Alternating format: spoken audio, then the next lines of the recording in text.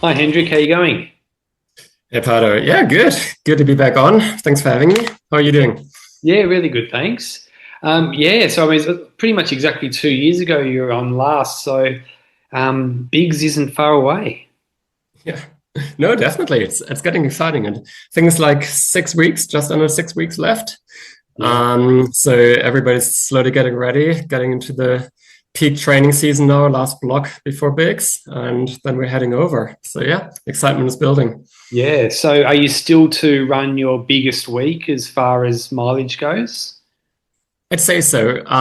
So my training generally over the summer hasn't been perfect in terms of volume. I think the sessions were good, but the volume wasn't quite there, just because of work-related issues and other things going on. So yeah, definitely aiming to have a couple of good weeks now in the next couple of weeks in September, and then yeah, start tapering like 3 weeks out before bigs.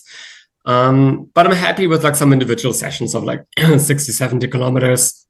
Oh, last weekend I had like a marathon back to back, which felt good. So I think the sessions themselves are good. I just didn't hit the weekly mileage that I was hoping for. So I'm kind of like hovering around 100, 120 kilometers at the moment. Yeah. So yeah, hoping for more, but Yeah. yeah. Okay. So is the plan to get up to the 100 mile kind of range or? Yeah, exactly. So in the next couple of weeks, hoping to hit 100 miles, maybe like 2 weeks in a row, and then slowly taper down from there. Yeah, nice. So Biggs in 23 was an absolutely epic race. You were obviously there. One of the memorable moments, and definitely the most heartbreaking moment, was how your race ended. Yeah, thanks for the reminder, Pater. Really appreciate it. uh, yeah, no, it was pretty unfortunate. Yeah, as a few people will remember or may remember, so I've been racing for like 60 hours at the time. Felt really good actually. So 2.5 days into the race, everything has gone quite swimmingly, actually, very smoothly. But then a couple of things happened at the same time, which kind of so I got a like it was between like switching from the day loop to the night loop. Um, so and I've chosen to take a bit of a nap, I think, and to change my shoes and to do a couple of other things, and I didn't have a lot of time to actually do that. Mhm. Because in the day loop I didn't, yeah, I normally came in at like 53 minutes or so. But I've thought, okay, it's a good idea to change my shoes going into the night loop. It's a good idea to get a couple of things sorted. And suddenly it got a bit stressful, and we were at like 58, 59 minutes. So I put on my shoes and like rushed to the start line, and I've forgotten to put back on my tracker. For whatever stupid reason, I've taken off my tracker. Ran for like a kilometer, realized my tracker's not there on my ankle, ran back to the tent, took my tracker, completed the loop 61, and then rightly so, Lars told me, well, you're not allowed to go back to the tent, so you're disqualified. And exactly, it was exactly the right thing to do. If he hadn't disqualified me, it would have been a set a precedent for other things, like somebody forgets his watch or somebody forgets their whatever it may be, and they go back to the tent. So it sets the wrong precedent. So it was the right thing to do. But as you can imagine, like after having trained for like a pretty long time, having thought about bigs for a long time, having flown over, invested a lot, you're a bit sad when this happens. And you also feel a bit disappointed for your crew, obviously, who have done an amazing job getting you there. And then because of some stupidity on your own part, the race ends and we all fly home. So yeah, Yeah. definitely felt a bit bad, felt a bit disappointed in myself. But it was also clear at that point I'm definitely going to try to come back to bigs. So now 2 years later, I'm just like really excited to be back and to try to show what we are all capable of. Yeah, definitely. Because I mean, at this stage, your PB, you were still more than 20 yards away from your PB, so you were only just really getting warmed up, weren't you? I mean, it's hard to say when you've been running for 2.5 hours that it's a warm up for 2.5 days. Apologies. 2.5 days of running is definitely hard. But no, you're right. Like my PB right now is 82 laps. So it was 81 laps at the time. So yeah, I definitely felt there was a lot more that it could give. I was even thinking, I mean, you never know, like it can change so quickly from one lap to the next. But I was at that point, quite confident I could go into the 90s, maybe even the high 90s. Who knows? You never know what's going to happen. And that even amplifies the disappointment. If I had left the race because I wasn't physically capable of it, then fair enough. But if you leave the race thinking there's a lot more you can give, that's tough. Yeah. Yeah, sure. Now, as far as the rules go, like, and I asked this question in case another runner at Bigs this year realizes they forgot their chip. But if you did just complete the yard without your chip, would have it counted? Did you find out? Yeah, it would have counted. So I did talk to all the officials involved, and everybody, including Lars, confirmed it would have counted. The reason for that is there's actually two tracking system. So you've got a tracker on your ankle, but there's also one in your bib number. And on top of that, well, don't quote me on that, but I'm pretty sure there's one in the bib number. But what they also told me, you've got two cameras on the day course, on the night course that I was on. So they would have just checked like the last camera, which is basically on the turnaround point. So they would have checked, was Hendrik there? And then they would have said, okay, it's fine for this lap. Obviously take the tracker for next lap, but we're validating that you've been running this lap. Again, I'm not advising that any runner out there should leave their tracker in the tent. But I think what I am saying is like once you left the corral and like once you are on the course, never go back. Like whatever's the reason, don't go back unless you want to forfeit your race. Even if you forget your tracker, if you forget anything else, don't go back. There may be a way of actually making the loop count. So just trust in that. Yeah, definitely.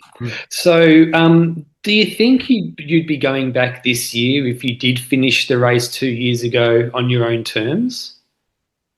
Yes, definitely. I love the backyard community. I love everybody who's involved in it, like Laz, all the runners, yourself. It's just like such a nice community. And I had such a good experience during the race until that unfortunate moment. So yeah, I would have definitely come back for sure. Because like the people that we're going back with, so Matt Blackburn, who's like, who's done phenomenally well in the last couple of years as well, and his wife, Vat, and Andrew Smith, my crew, like we also make it a bit of a nice getaway. So we're going to have a nice couple of days in Tennessee. We're going to be talking to all the other runners, and it's just going to be a great time, I think. So yes, I would have come back.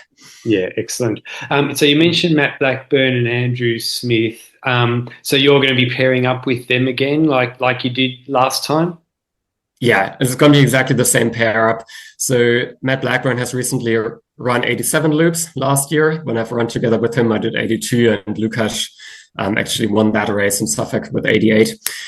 So Matt is in amazing shape. Matt and I actually recently raced the Gomu 48-hour World Championships, where both he and I, like we finished in the top 10, broke our national age group records, and we're like we came out of that race like very confident. And what transpired during the race, again, as it has in the past, is that we're just working together really well. Like during the 48-hour race, we've probably been running together for like 36 out of the 48 hours. And when I had a bad moment, like he was there to support me. When he had a tough patch, I was there to support him. So it just works really, really well because we know each other really well. And Vad and Andrew are obviously like amazing crew, amazing friends, who know us really, really well as well, and who are there to support us with any means possible, but also to push us. And they know like how far they can push us before, it may be advisable to stop. So yeah, I think that's actually, to be honest, like the big advantage that I've got to have like Matt, Vad, and Andrew. Without those people, it would have been tough to get anywhere close to the numbers that I've gone to. Yeah, sure. So, I mean, a bit has also happened between then and now. Like you've also become a father, is that right? Yeah, that's correct. So my daughter's 18 months old, turning 19 months in a couple of days, which also changed life quite considerably, as you can imagine. Definitely like less time for training, different priorities. It's also one of the reasons why I've mentioned like my training volume just hasn't been quite as high as I normally would have liked it to be. But there are just other priorities in my life. Running is an incredibly important part of my life. but family is more important. And whenever I need to take care of Louise, so of my daughter, or when there are needs around the house, then obviously that takes precedent, or like that's more important than running. But my wife, Elaine, is like incredibly supportive. So like yesterday, for example, I had to go for like a longer training run. So obviously like she took care of Louise, and she would never say anything about it. She would just, obviously we need to make sure that it's fair in terms of like how we handle the household chores and taking care of Louise. But so far, I think she's happy and I'm happy. Yeah, excellent. And it looks like you're a bit of an expert at running it with the stroller. Yeah, I don't know. Well, you know parkrun, obviously, and I think quite a few people listening to this will know parkrun. So parkrun is like a 5-kilometer run across the world that happens every single Saturday at 9 a.m. local time. It actually originated in the UK, close to London. So my wife and I, we love parkrun. We've been doing this for years and years. And ever since my daughter's been born or was old enough, like I've taken her along. So we've got this like really cool buggy, which kind of looks like a racing car.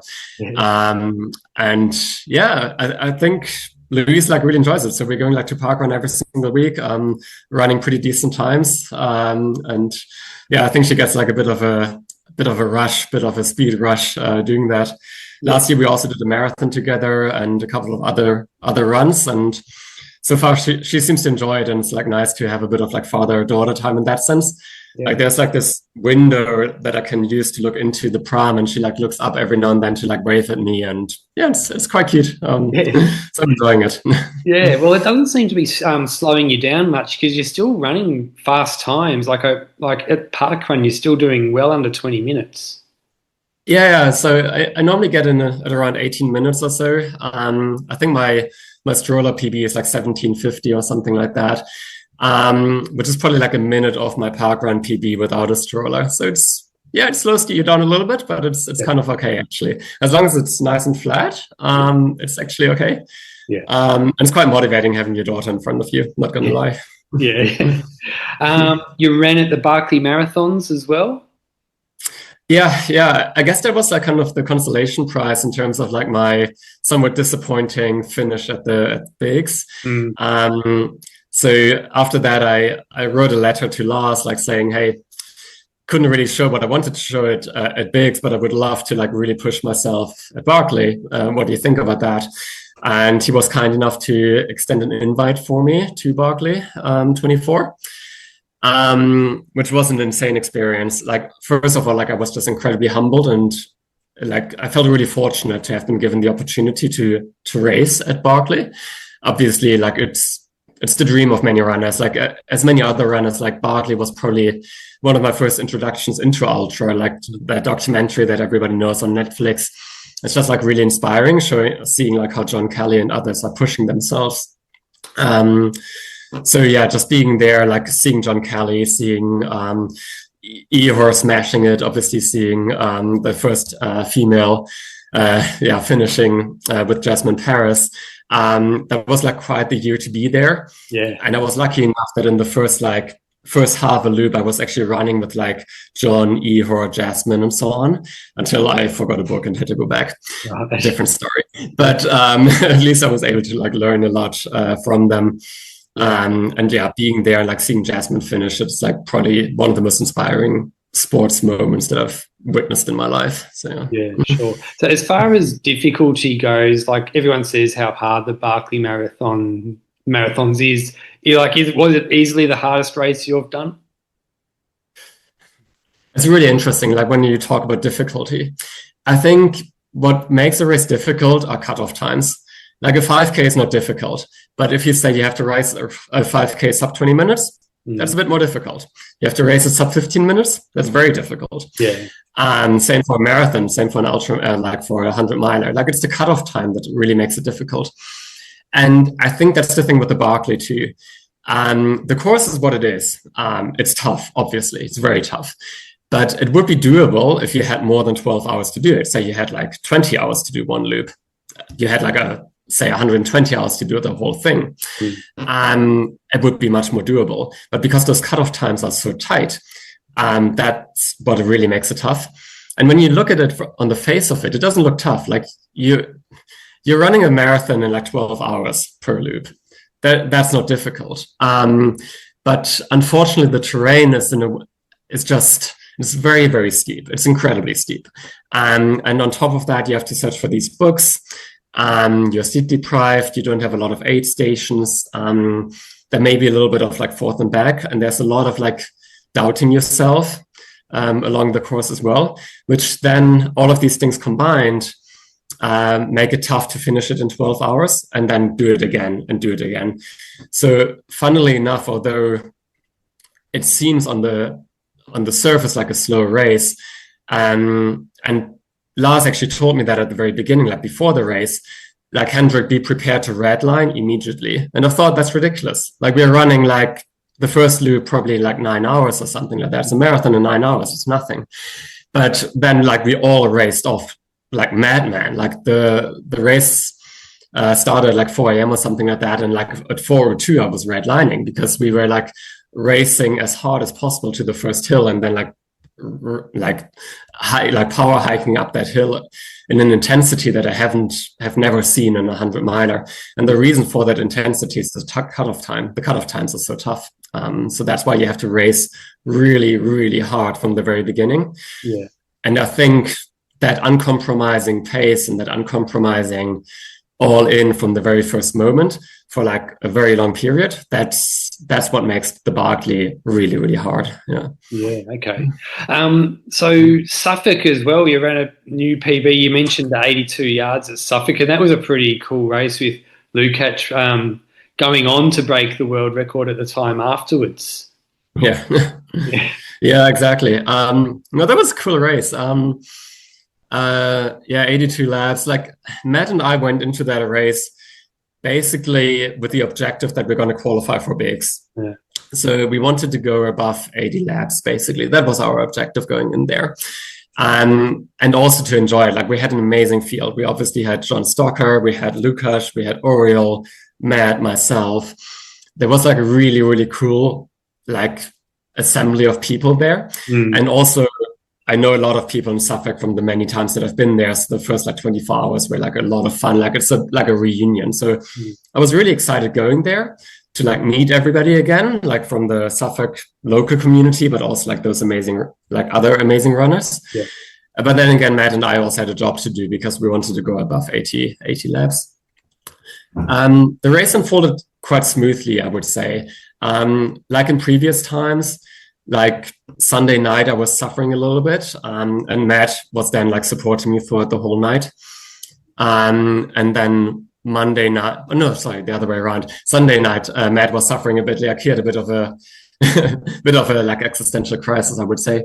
So that Andrew and I like kind of like tried to get him through that. And then Monday night, like, I was suffering a lot, and then Matt was getting me through that night. So again, like this collaboration that I was mentioning earlier, like that worked out really, really nicely. Yeah. So we've been running together until like Tuesday evening. Then there was a bit of a storm on the 82nd lap. It got pretty muddy. And for me personally at that point, so I've broken the German record with 82 laps. I've broken my own record. And I've also achieved my objective of like hopefully qualifying for bigs. I got above 80. Yeah. And at that point, I've just thought, okay, we're going into second night.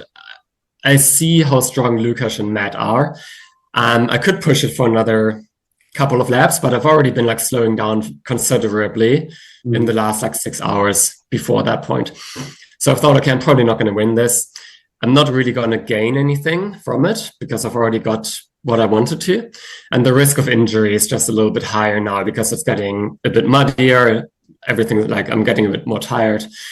So I thought, okay, that's good for me now. I'm going to save my mental energy for bigs, which is like then much more important to me. So at that point, I stopped. And I mean, you've talked to loads of other backyard runners, and everybody tells like they regret having stopped. Probably most people will tell you that. Yeah. Often you look back and you think there was no reason to stop. Again, like, I probably could have gone a little bit further, but I wouldn't have beaten Matt. I wouldn't have beaten Lukács. I was happy with my decision. Like, I'm okay with that, but now I'm going to leave it all out there at bigs, and like that's what counts. Yeah, sure. So Lukacs, winning with 88 yards. I mean, you obviously got a pretty good look at him. Could you tell he was capable of something like that when you saw him in action in that race? Oh, for sure. Yeah. And then breaking the world record with 116 just like a couple of months later. He's incredibly methodical and incredibly patient, but also incredibly disciplined. Like he was just running every single lap in like, I don't know the numbers anymore, like 42, 43 minutes, something like that. Like he was like really, really consistent, but also very fast. And because he was so fast and consistent, he was able to sleep quite a bit. He was able to like take care of himself, and he was just like, just like ticking along those like laps without really showing any sign of weakness. To be honest, I know there is weakness. I know he was suffering. Everybody is suffering, but the ability of running 42-minute laps after like 3 days of running, like that's not to be underestimated. Like that's a strong skill set. Not many runners, even at bigs, can do that. But Lukacs did it quite seamlessly. So like that really inspired me, but also his like whole attitude. Like he was just incredibly friendly. Although we haven't been running together a lot because he had a different pace than Matt and I, he was always like really, really supportive of us, like throughout the race. Like he didn't see us as competition. And he would also, like after like 75 laps or so, he would come to us and kind of apologize for not running with us. Right. He was just saying like 42 minutes, like that's my pace. I'm really sorry I can't run with you guys. I would love to. I'm not trying to be antisocial here. So he was like really conscious of like the kind of impression that he made in a very positive manner. And that going forward like a year, we actually met him again in Poland, where we ran the Gomu World Championships. Lukacs was only there to support Bartosz. He wasn't running, but he was also incredibly supportive of us. Like he would like come to us and ask us, do you need anything? Can I support you with anything? Can I give you ice or whatever it may be? And every single loop we would see him and he would cheer us on. Although he was like super focused on Bartosz and making sure that Bartosz gets the Polish record, he was like still supporting us. And that like really inspired me. So I think like this combination of him being an incredible athlete, but also being quite humble and quite supportive, like really made me realize, okay, that's someone to look out for. Like he's going to be a force to be reckoned with. And he is actually my top 2 tip for like winning bigs. Right. So and you also ran the Sat Champs and finished last one standing for Team Germany again. So you've done that twice in a row now, right? Yeah, that's correct. And I was really excited for that race. Similar to Suffolk, the German race is just a bit of a homecoming. Like when I raced it in 2022, I didn't know anybody in the German ultra scene. I've been living in London for the last like 9 years or so. I've only started ultra running like living in the UK basically. I don't know anybody in Germany. But I received like such a warm welcome in Germany in 2022. And then coming back to that in 24, to like a lot of the same people that I ran with in 22 was like really, really nice. The organizers have done a tremendous job and like we all supported each other as much as possible. As everybody else probably told you too, like the Sat Champs are just a bit different because it's more like a team event. It's more supportive. And doing that for your own country while I'm not in Germany very often, that was just really nice. So I really, really enjoyed that. Yeah, excellent. So as we talked about at the start of the podcast, Biggs is not far away at all. And we did touch on about your training block leading into it, but are you actually consciously doing anything different in your preparation this year compared to 2 years ago? Not that much, to be honest. I think my prep was pretty good 2 years ago. I think I was in very good shape. I don't think I've made many big mistakes in my preparation. So on the physical side, not too much. I think I'm doing a couple of like longer runs than last year. So like I've done like a 70-kilometer run the other day or like a 77-kilometer run. So I tried to weave in a little bit longer runs just to be running at a decent pace, like fairly decent pace for a longer period to like just like mimic how I feel being very tired. So I think like just to improve that mental side of things. So I do a few more of those. But otherwise, I think my training has been quite good, and like 2 years ago, and I think I'm mimicking most of that. So my training, I think, differs a bit compared to many other ultra runners in that I have like lower volume training, like in terms of weekly mileage, but like the intensity is a bit higher. Like even my long runs, I don't necessarily do like these like slow long runs. I try to like put in a bit more intensity to like mimic the fatigue a bit more quickly, and like prepare me then mentally for that fatigue. But again, I've been doing that 2 years ago, and I'm doing that now as well. I think changes are rather on the logistical side of things. I think 2 years ago, it was already much better organized than like 3 years ago, 4 years ago when I started doing backyards. But there's a lot that I can still learn. And I tend to be the person who's a little bit disorganized. Right. I mean, let's look at the thing that happened at Biggs 2 years ago. It's quite typical that happens to me, unfortunately. So I think that's where I'm making changes. So like I'm looking much more strategically at like the stuff that I'm going to take with me, at the checklist that we're going to have every single loop, making sure that everything is like very, very organized, and that we just don't make any mistakes, that I don't make any mistakes, that everything is like a bit like robotical, and that I only need to run and I don't need to think about all the stupid mistakes that I'm likely to make once I get tired. Yeah, sure. And what about other practical things, like just things like where to stay and where to get good food? Because you've been there before, is that all going to be easier this time? Yeah, it's definitely going to be easier knowing Tennessee. So last year we stayed in Nashville for the first night in like a bit of a crappy motel, right. With a bit of a crappy breakfast. So this year we're going straight to an Airbnb and like got settled into the Airbnb, cooking for ourselves from the very beginning, and just settling in a little bit better, like not having to move from the motel to the Airbnb to Biggs, like just spend more time in the Airbnb. We're also going to be located closer to Biggs, closer to Bell Buckle, just to make sure that on the Saturday, the drive to Bell Buckle is not going to be too stressful. Like last time, we got held up by like a train, and like the trains in the United States are incredibly long. Yeah. So we had to stay there. Like we were like waiting for the train to pass for like 10 minutes or something like that. And suddenly it got like really tight. And suddenly it got like, oh shit, now it's like 6:30 a.m. Like Biggs is actually starting soon. And you don't want to be that guy who like flew all the way to Tennessee and then like misses the start bell. So it's just like stupid things like this, like that tend to happen to me. So I think we try to like be a bit closer, be a bit more relaxed, and all these kind of things. Yeah, I remember you mentioned to me last time as well that you were planning on like going to a boxing gym and just talking about their mindset and how they keep getting back up after getting knocked down. Did you actually go and do that? We actually didn't do that in the end. No. Yeah, probably could have been interesting. I was listening to another podcast of yours. Was it with Ryan? I think. Like a couple of. Sorry. The Muay Thai guy who did Muay Thai. Oh yeah. Ryan Crawford. Yeah, Ryan Crawford. Exactly. Yeah.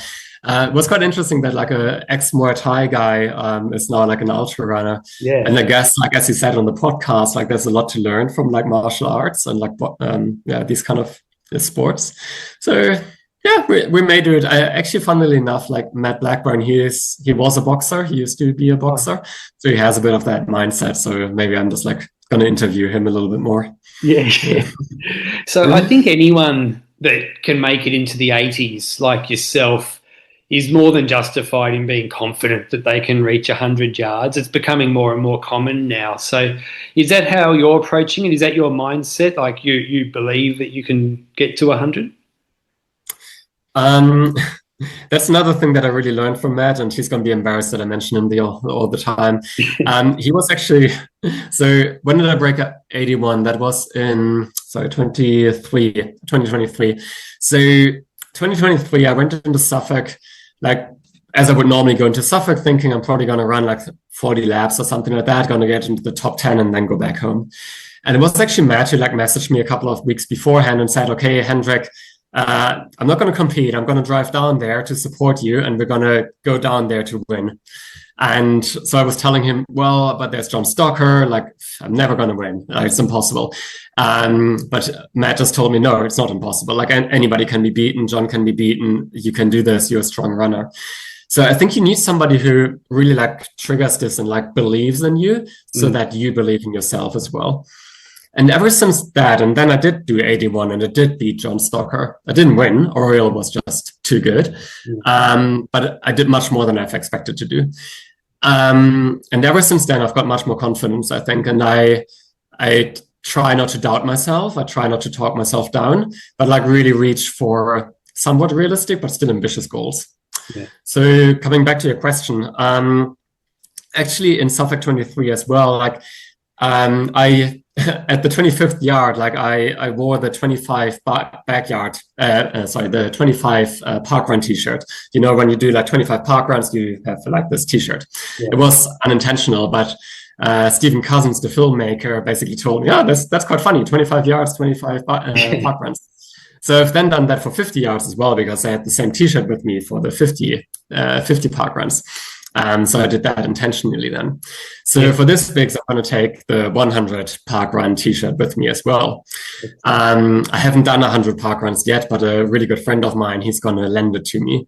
So from that, you can see my intention very much is to wear it and to get there. Yeah, if it's going to be possible, we'll see, but the intention is there. Yeah, that's great. I love it. So do you have anything else that you wear on special milestones? Like, are you going to wear a tutu on lap 22, for example? I love the idea of the tutu. I think there are two things to it. Like, the one thing is the tutu would be worn at like 5 a.m. in the morning on Sunday. Right. Yeah. 5 a.m. in the morning, it's dark and nobody sees anything and it's cold and miserable. Yeah. I don't know. Like, it's if it was like during daytime, it could be a little bit more impactful potentially. And the second thing is, I don't want to be distracted. Like, I told you about like all the mishaps that I had in the past. And it's mostly because I've been distracted with my phone, or I've been talking to people, or I've been doing this or that. I haven't been focused. And I think if I think about that tutu, then I'm just going to be distracted with like taking it on, putting it on and all of that. Yeah. I don't want to risk anything for a tutu. Yeah, fair enough. So as an actual backyard ultra runner, what do you do differently in races now compared to 2 years ago?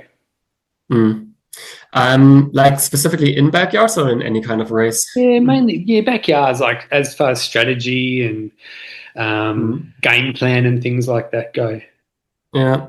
If you don't mind, like also after my answer, I'm quickly going to talk about other races, because I think like if people are listening to this who may not be doing backyards, like I think backyards are an amazing tool or amazing training setting for any other ultra. Yeah.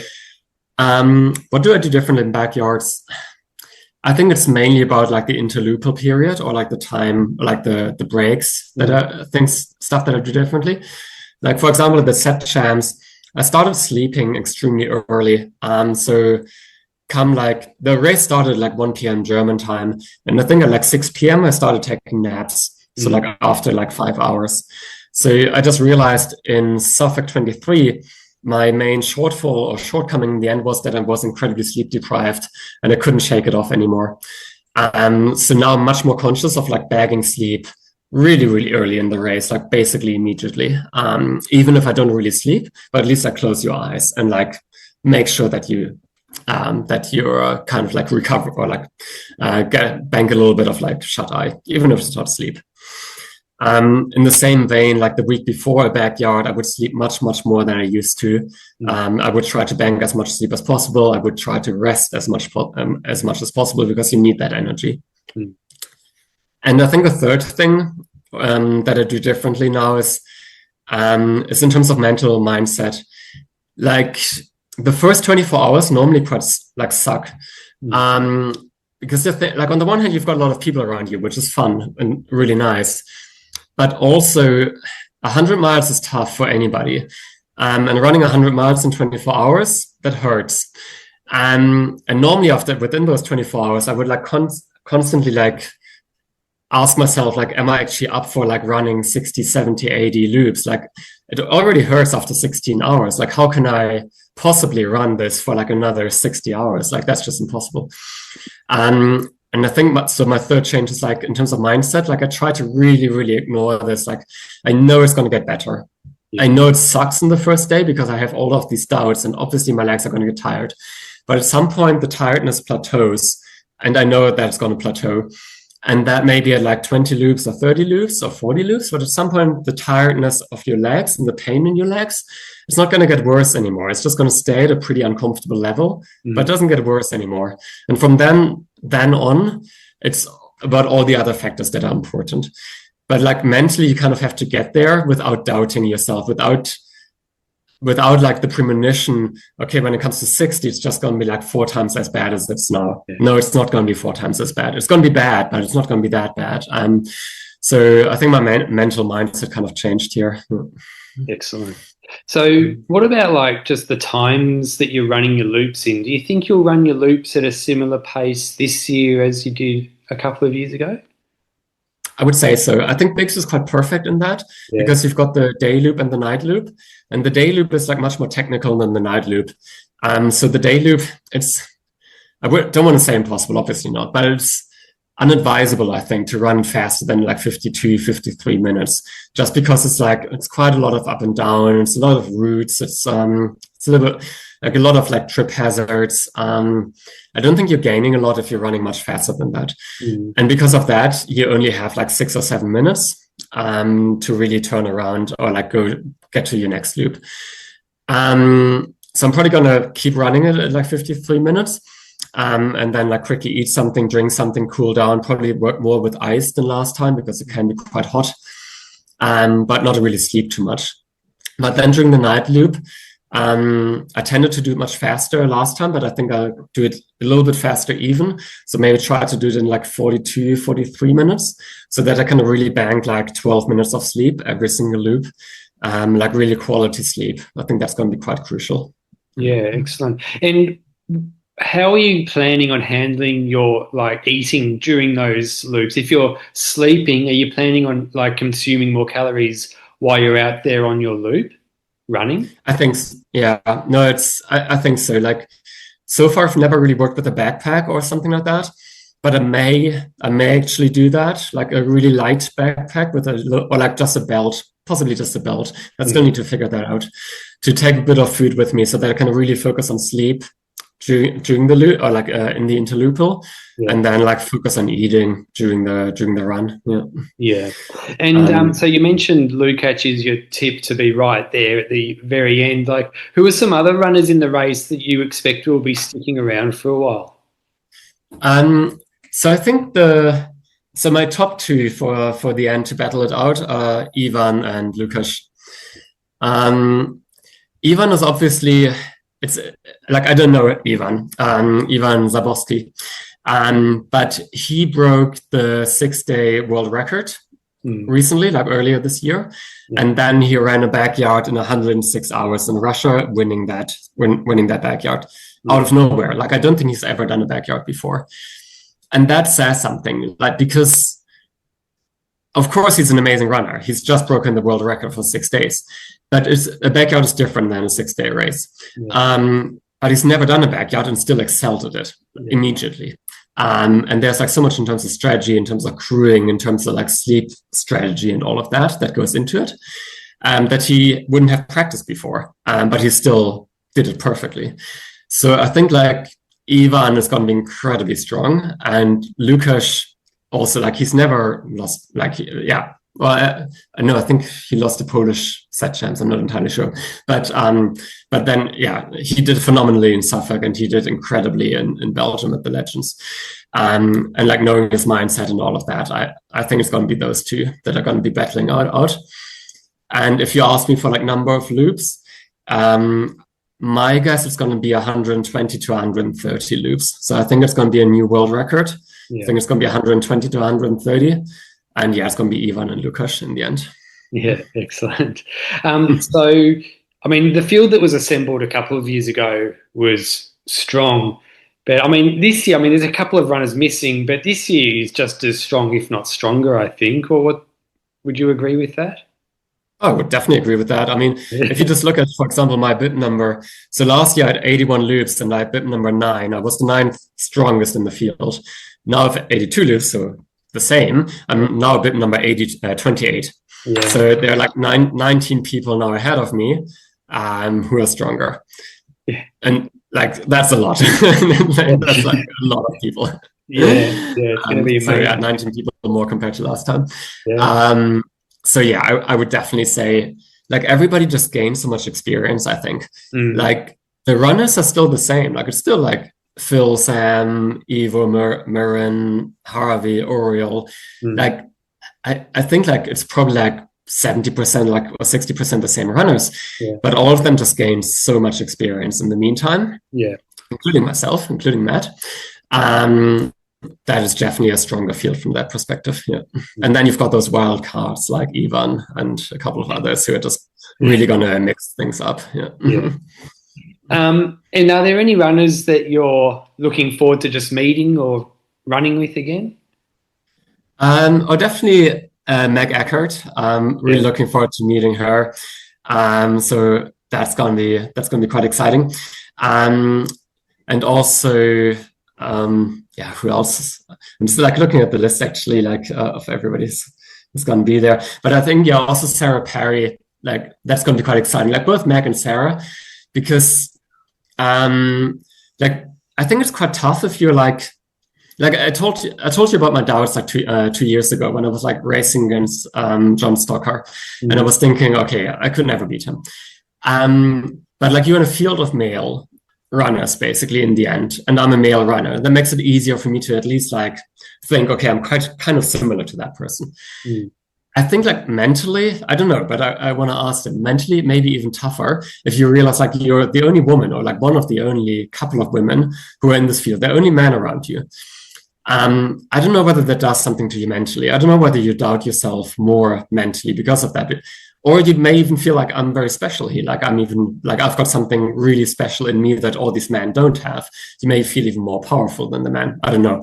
But I think there's a lot that we can learn from Sarah and Meg, and I'm just like really, really excited to meet them. And Sarah obviously is a country woman, like being the UK champ. So I think like we're going to spend a bit of time possibly beforehand or like chatting with her beforehand as well. Yeah, and it sounds like when she won SAT champs for UK, it sounds like she had plenty left in the tank as well. Yeah, I think so. And she's done some amazing races since then and before that as well. Like she's a phenomenal athlete. So a lot we can learn from her. Yeah. Yeah. So when you were on last time, I got the impression that running the Barkley was kind of like what got you interested in backyards. So backyards are kind of what got you in the back Barkley door, if you know what I mean. So now you've run at the Barkley. Has your motivation or enjoyment for running backyard ultras, has it changed? Actually not. And it's really interesting that you're bringing that up again, because like 2 years ago when we spoke, I had no idea that I would actually be doing the Barkley like just a year after, which is or like a couple of months later, which is just amazing. No, it hasn't. Like, yes, the backyard was my motivation, or like my motivation to do backyard was to get into the Barkley. But now having done the backyard, I became a much better runner because of it. Yeah. And I just love the community, as I initially said. So like having done the Barkley doesn't change my motivation for doing backyards whatsoever. I do the backyards for the backyard's sake, because of the mental challenge that you have, because of the amazing community around it, because of the possibility to really push yourself. Like whenever you start like any other race, like be it a 48-hour race or be it a 100-miler, you know it's going to be like a certain distance in the end, like 48 hours, okay, maybe like 350, 400 kilometers. You don't really know, but it's going to be a certain distance or a certain time at least. With the backyard, you've got no idea how long it's going to go on for. Yeah. And that puts you into the position that it's like a nice safety net.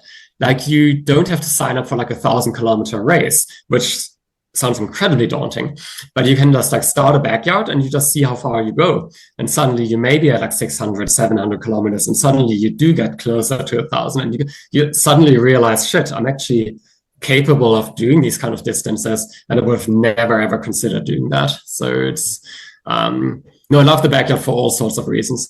Yeah. And I briefly mentioned it a couple of minutes ago. Like it also helped me, for example, in the 48-hour championships, because I'm a much calmer runner now and much more strategic. And I'm okay to like take walking breaks like within the first hour of the race, because thanks to backyard, I know that it's helpful. It helps me. And Matt and I were basically the only two runners who did like walking breaks in the first hour.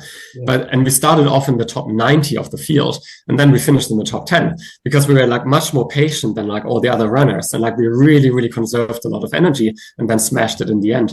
And that's because of backyard. Like I wouldn't have had that patience if it wasn't for backyard. Yeah, I think I heard Meg Eckert say somewhere after she did she broke 600 miles in a 6-day. She actually said that she used techniques that she learned doing backyards to achieve that milestone. Yeah, quite a few of these runners are doing that actually, which is it's great to see how, because I think there's so much overlap between the multi-day races and the backyard. Like the 48-hour was my first multi-day race. I've never done that before, but if it hadn't been for backyard, I wouldn't have tried that. It's just like I think there's a lot of overlap here and a lot that the runners in each discipline can learn from one another. Yeah, sure. And was that 6-day race that was Gomu, was that around an athletics track or was it around like a sort of a course? Sorry, so the one that I've done was a 48-hour. It was in 6 days. Yeah. So that was in Poland in like a small town. And it was in a park. It was really well shaded.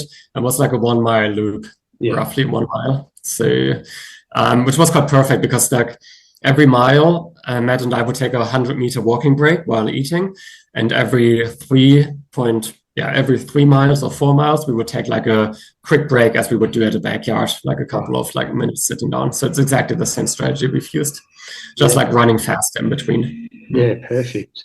So is the Barkley, like, do you want to run at the Barkley again? That's a really tough one. And you're not as you can imagine, you're not the first person who asks me that.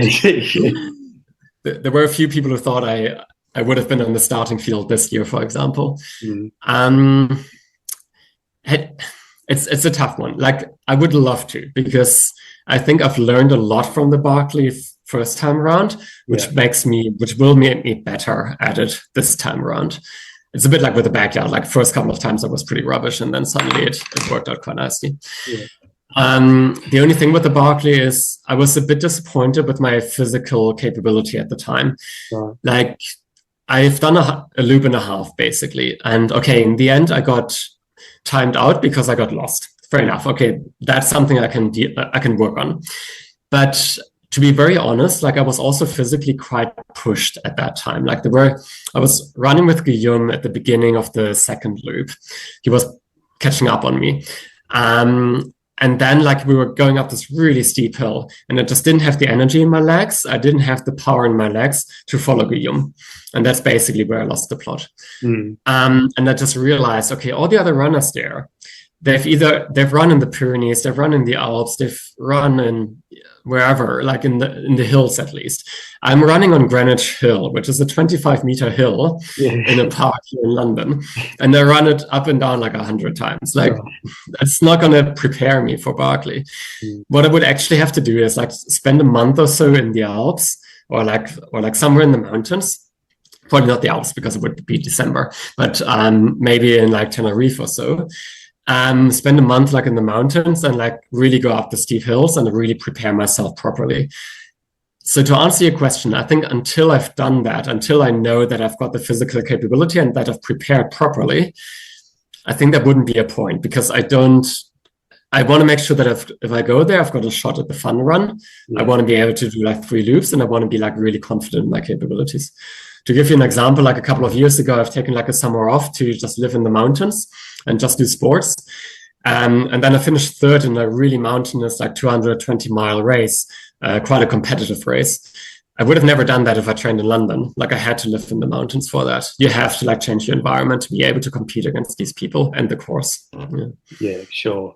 So have you given any thought yet to what comes after bigs as far as backyards go? So I would like to continue what I've like to continue the set champs and bigs ideally. So I'm not sure because backyard's also time consuming, and having a daughter now, I can't do 2 backyards a year. So I'll probably focus on the set champs and bigs. Sure. So I know that you watched a bit of the Dead Cow Gully live stream. Yeah. Doing Great job, by the way. Sorry. I agree. Yeah. Great job, by the way, and great job having survived like 120 hours. Yeah. It was so much fun, but yeah, it was pretty tough towards the end. But do you think, mate? I know it's a while away, but in 27, like, is the next Dead Cow Gully Masters? Would you consider coming to Australia and running in a race like that? It would need to be quite a compelling offer from Tim, I think, from Tim Walsh, the race director. Also, because it would need to be a family holiday, so I would need to convince my wife and my child to come with me and spend time in the winter in Queensland. I think would be a hard sell. Yeah, fair enough. Fair enough. So when you were on last time, I hadn't introduced my 3 backyard ultra tips yet at the end of the podcast. So yeah, I now ask all my guests, what are their 3 backyard ultra tips? So what are yours, Hendrik? I think I mentioned a few of them already. And by the way, it's quite nice. I should probably like write all of them. Do you actually have a spreadsheet with all of the tips? Like, can you do like blog posts? I was actually thinking it might be an idea to just make a podcast where I've just edited everyone's 3 backyard ultra tips into one long podcast. I might do that. I think it could be a really good idea. Or I don't. I mean, you are probably you are like the most knowledgeable person about backyards that's out there. So maybe you can like interview yourself at some point and like start all the things you've learned. Yeah. Or have a blog post with all of the top tips. I think I mentioned a couple of them already. Like, I think the top tip for me is patience and trusting in yourself and trusting that it's going to get better. I did talk about it. Like, everybody hurts after 100 miles. The important thing is that you don't lose faith in yourself, and you trust that you trust in your body, you trust in the process, and you trust in the fact that it's going to get better. It's not just going to go downhill from here. There will be moments that really suck, but there will be moments that are going to be better. And having this patience and trusting yourself that's going to get better, that's going to get you through the first like 40, 50 hours. So I think that's one really, really important thing, because it's such a long race and you don't want to lose faith in yourself. The second thing that goes hand in hand with that, and I also mentioned, is surround yourself with people that have this like really positive mindset, really, really positive mindset. Especially like on the course or also like in your tent.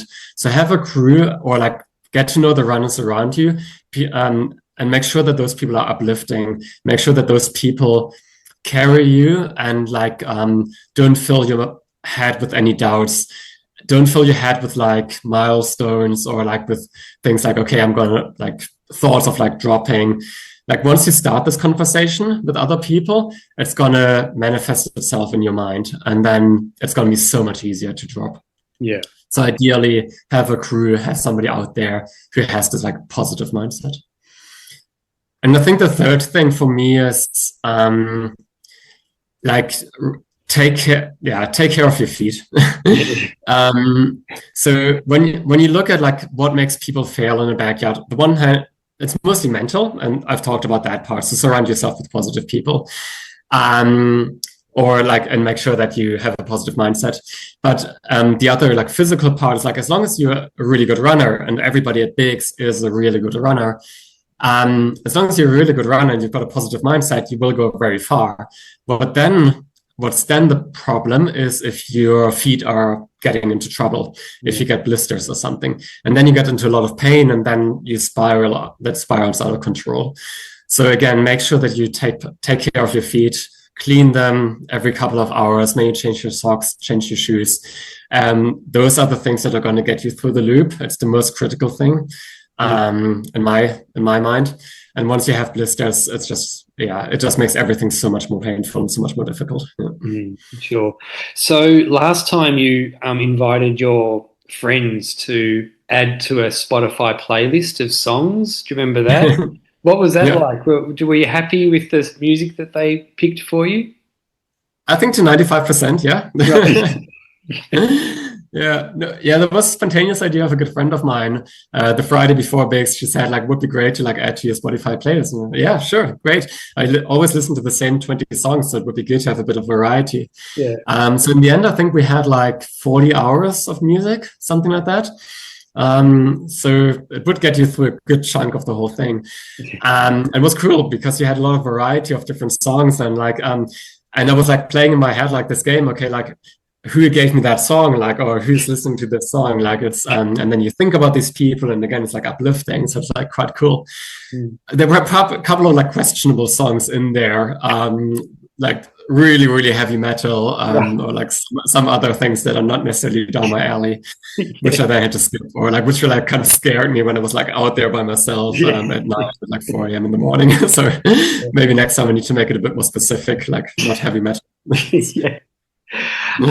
So when do you leave to get there?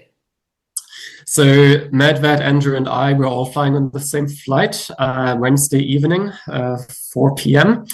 Yeah. So that's like 4 days or so ahead of Bigs. What's that? I'm just checking the diary. So that's the 15th. Yeah, exactly. So we're going to touch down, like, because of the time zone difference, we're actually going to touch down Wednesday evening in Nashville, then head to our Airbnb, stay there until Saturday morning. And then, go to Bell Buckle. And so it's quite clear what we're going to do. Is on Thursday, we're going to be, trying to sleep in, but we'll be jet lagged. So we're probably going to go for like a small run in the morning, then do some shopping, get our food, get everything ready. And on Friday, it's really just like staying at home as much as possible. Watching Daisy Jones and the Six, which is one of our favorite like TV shows, or like watching Rocky Balboa or something like that. Yeah. So we've got a couple of like routines here, just to like really get into the zone and relax on Friday. And on Saturday, then we're just gonna head there quite early. On Friday we're gonna go to Bell Buckle for a couple of hours to set up camp, but we're not going to spend too much time there. Yeah. Okay. And does your plane fly directly to Nashville, or do you have to catch a couple of different planes? That's actually one of the learnings from last time. Last time we flew to Atlanta and then to Nashville. Now it's going to be direct, which is going to be much easier. Yeah, sure. Awesome. Well, I mean, I'm so excited. I mean, it's not long now. It's like just over a month. So I'm so excited to follow along. And I know you'll do well, and I'm really, really excited, and I really want you to run a great race. Yeah, thanks so much, Pat. I really appreciate it. What's your plan? Are you going to have like a bit of a who's who before the backyard, before Bigs again to like introduce everybody? Yeah. I've got that all organised. Yep. There'll be a Bigs preview episode coming up.